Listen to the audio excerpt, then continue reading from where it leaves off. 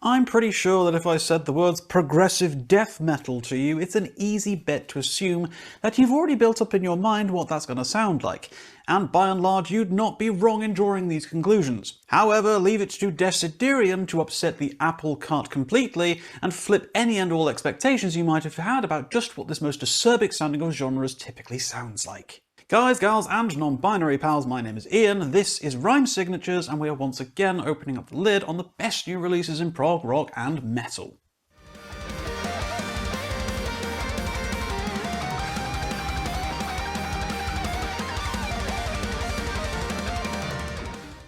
Death metal, as I'm sure you guys are well aware at this point, feels like it's kind of my bread and butter. It's my go-to choice of music on any given Sunday, so it's nice to be reviewing something that I feel actually qualified for. Some of my more recent prog rock reviews, I've been a little nervous that people won't be taking my opinions very seriously because, quite frankly, what does this bearded idiot know anything about prog rock? Dessiderium has to that effect brought me home, and much like the album's title, I'm swaggering up to the base on this review with the keys to the palace firmly in my grip. Esteemed and dear audience, your boy is back on his death metal nonsense, and I assure you this one is pretty damn special. So, for the uninitiated, who the devil are Dessiderium? Perhaps a more poignant question would be who, as we are clearly living in a golden era of one-man bands, as outside of the drum programming handled ably by Brodie Taylor-Smith, everything on this album is the product of Alex Haddad. Guitars, drums, bass, vocals, orchestration arrangements, songwriting, you know, the whole job lot.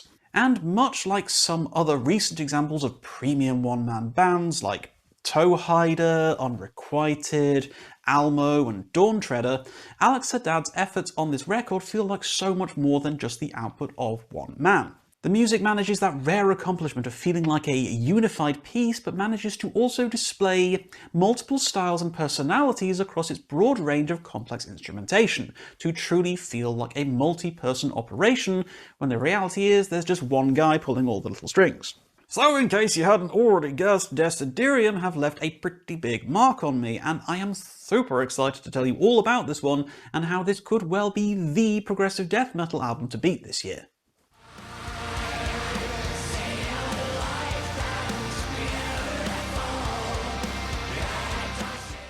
So I love immediacy in my music, okay? Now, don't get me wrong, I am a sucker for a long and drawn-out introduction as much as anybody else. You know, I wouldn't change those first few minutes of Dream Theater's Octavarium for the world. But more often than not, I like music to knock me out from the starting gun, and Keys to the Palace is most assuredly not pissing around. The opening track of The Mists of May is one such example of immediacy. Straight away, the album lets you know exactly what you're in for. Furious riffing, machine gun drums, and Haddad's throaty bellow are the order of the day, but it's not long before the secret sauce of the orchestrations and keyboards make themselves very well known.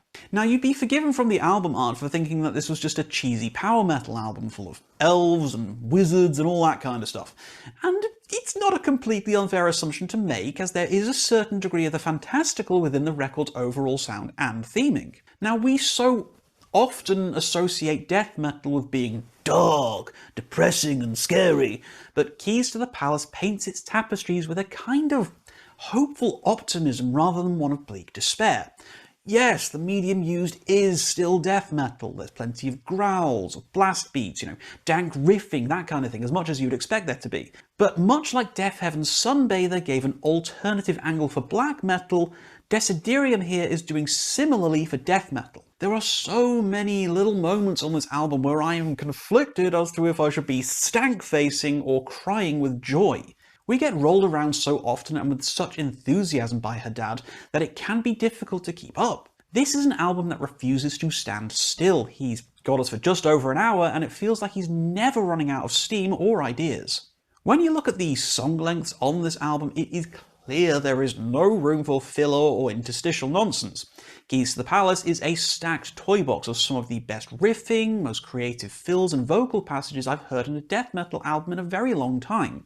The layered harmonies Haddad does with himself between his clean and growled vocals on fourth track, A Dream That Wants Me Dead, is a particularly big highlight that never fails to make me want to yell excitedly every single time it happens. And honestly, the album is just full of hype moments just like this.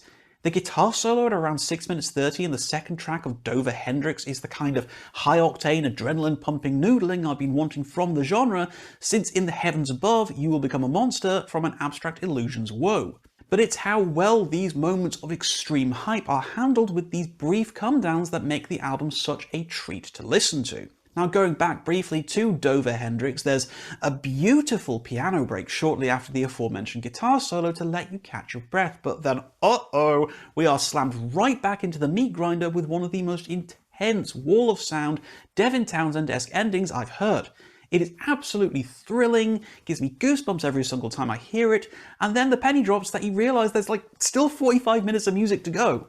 And speaking of Devin Townsend, I challenge any fan of the mad Canadian himself not to sit up and pay attention in the opening minutes of the album closer and title track Keys to the Palace. It sounds remarkably like Truth meets Deep Peace, and it's an incredible little slice of guitar-driven excellence that really sets the scene for one of the finest moments of an album built out of finest moments. It's these two more epic length tracks of the title song and Pollen for the Bees that really stand out the most on this album, both showcasing just how good Haddad is at crafting these massive, adventurous set pieces where nothing sits still and there's everything being thrown at you.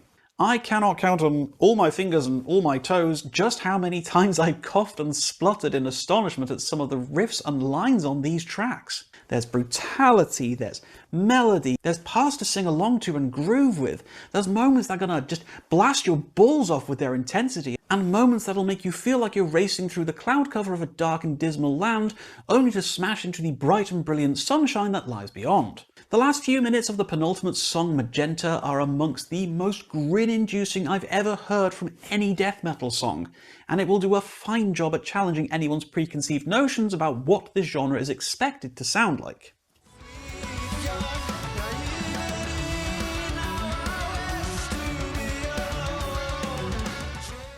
Okay, so for all of my evangelizing of this album, I am dutifully reminded by myself that I'm endeavouring to be taken somewhat seriously as a music critic, so pick at nits I must, and while I did consider coming up with another misguided attempt at being a funny internet man as I have done in the past on some previous reviews, honestly, I'm kind of tired and I can't be bothered throwing my hat into the ring for an attempt at scripted comedy right now, so you'll just have to make do with something else. I suppose the biggest bugbear I have to bring against Keys to the Palace is that, ultimately, and certainly on a cursory listen, it's rather a lot of a lot. The shortest song on the album is 7 minutes long, and there's 62 minutes of music overall, so it can be quite a lot to digest, certainly if you're not used to this kind of maximalist progressive death metal. Okay, sure, there are some moments within some of the songs where we are allowed to catch our breath just a little bit, but the overall mood and tone of the album is one of urgency. There's always something coming, always the next big thing just over the horizon, and Haddad, for better or for worse, does very little in terms of, looking behind himself. Everything is about moving forward, pushing on and reaching the next marker, never allowing any part of the album to reprieve or come back later for a little bit of leitmotif fun.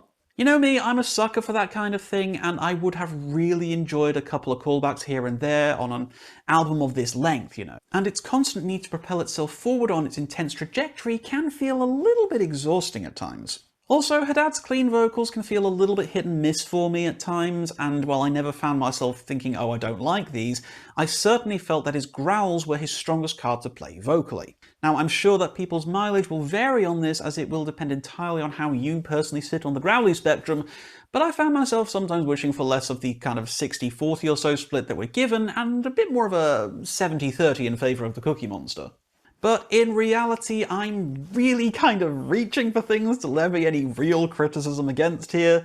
The truth is, I've been more than happy to look past any of the minor issues I've been having with the record, and the more I listen to it, the more I hear, the more I feel floats to the surface of the music. It reveals so much more of itself the more you dive into it, making for an intensely rewarding experience that feels like it's only going to get better and better and rise in my estimations as the year goes on.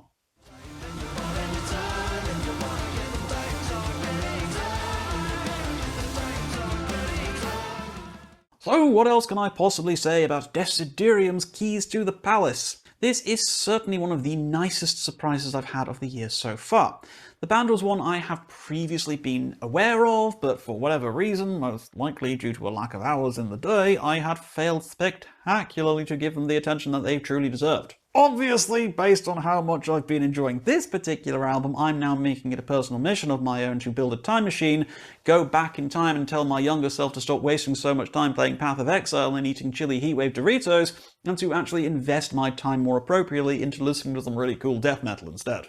I feel that this could be the progressive death metal album to win people over who are commonly cold on the genre. There's a sense of joy and optimism to the music that's so seldom seen within the confines of what we've come to expect from it.